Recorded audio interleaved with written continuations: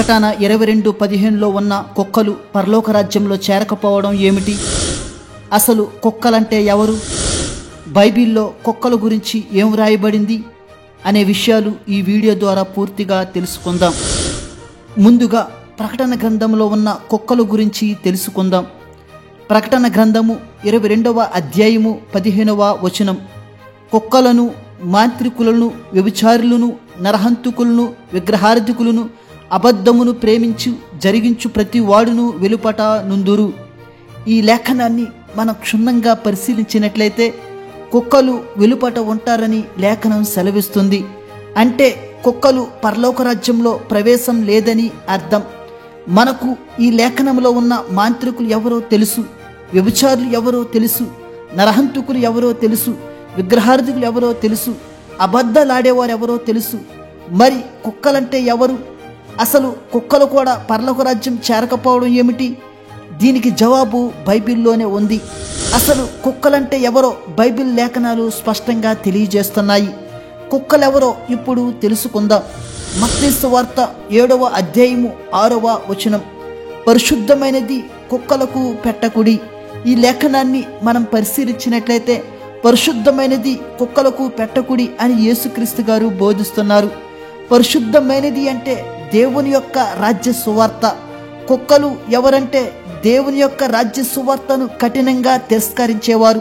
అంటే దేవుని సువార్తకు శత్రుత్వం వహించేవారు. ఇంకా అర్థమయ్యేలా చెప్పాలంటే కుక్కలంటే అపవిత్రులు, అపిత్రమైన వారు అని అర్థం.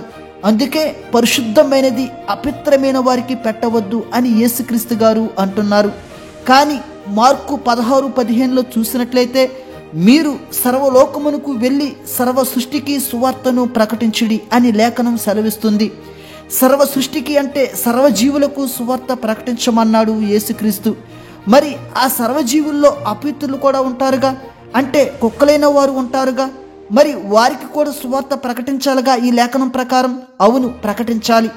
ముందు దేవుడు చెప్పిన రీతిగా భూలోకంలో ఉన్న అందరికీ సువార్త ప్రకటించాలి. తరువాత వారు ఆ సువార్తను కఠినంగా తిరస్కరిస్తే ఏం చేయాలంటే అపోస్తుల కార్యములు 19వ అధ్యాయము 9వ వచనం. అయితే కొందరు కఠినపరచబడిన వారై ఒప్పుకొనక జనసమూహం ఎదుట ఈ మార్గమును దూషించుచున్నందున అతడు వారిని విడిచి.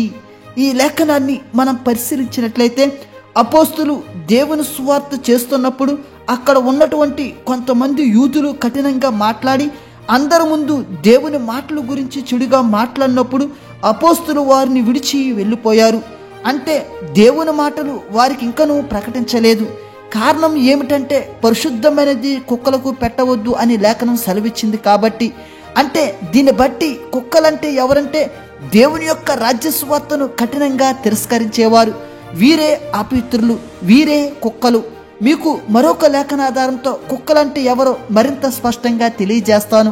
ఫిలిప్పీలకు రాసిన పత్రిక 3వ అధ్యాయము 2వ వచనం. కుక్కల విషయమై జాగ్రత్తగా ఉండుడి, దుష్టులైన పనివారి విషయమై జాగ్రత్తగా ఉండుడి, ఈ ఛేదన ఆచరించు వారి విషయమై జాగ్రత్తగా ఉండుడి. ఈ లేఖనాన్ని మనం పరిశీలించినట్లయితే కుక్కల విషయమై జాగ్రత్తగా ఉండుడి అని లేఖనం సెలవిస్తుంది.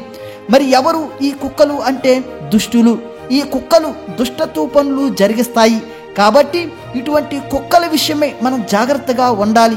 ఎక్కువగా కుక్కలనే పదం యూదుల్లో దేవుని సువార్తకు శత్రుత్వం వహించే వారికి ఈ పదం ఉపయోగించారు. ఈ కుక్కలు సత్యాన్ని అసత్యంగా మార్చే పనులు జరిగిస్తాయి. దేవుని సిద్ధాంతాలను కాదని వారి స్వలాభాలకు సొంత సిద్ధాంతాలను ప్రజలకు అంటగడతారు. వీరే కుక్కలు. అలాగే దావీదు మహారాజు కూడా కుక్కలను దుర్మార్గులతో పోల్చాడు. కీర్తనలు 22వ అధ్యాయము 16వ వచనం. కుక్కలు నన్ను చుట్టుకొని ఉన్నవి, దుర్మార్గులు గుంపు కూడి నన్ను ఆవరించి ఉన్నారు. దీన్ని బట్టి చూస్తే కుక్కలు ఎవరంటే దుర్మార్గులు, అపవిత్రులు, సత్యాన్ని అసత్యంగా మార్చేవారు, దేవుని రాజ్య సువార్తను కఠినంగా తిరస్కరించేవారు. అటువంటప్పుడు వీరికి పరలోకంలో స్థానం ఉంటుందా? ఉండదు. అందుకే ప్రకటన 22:15లో కుక్కలు వెలుపట నుందురు అని లేఖనం స్పష్టం చేస్తుంది. దేవుడు మిమ్ములను మీ కుటుంబములను దీవించునుగాక. ఆమేన్.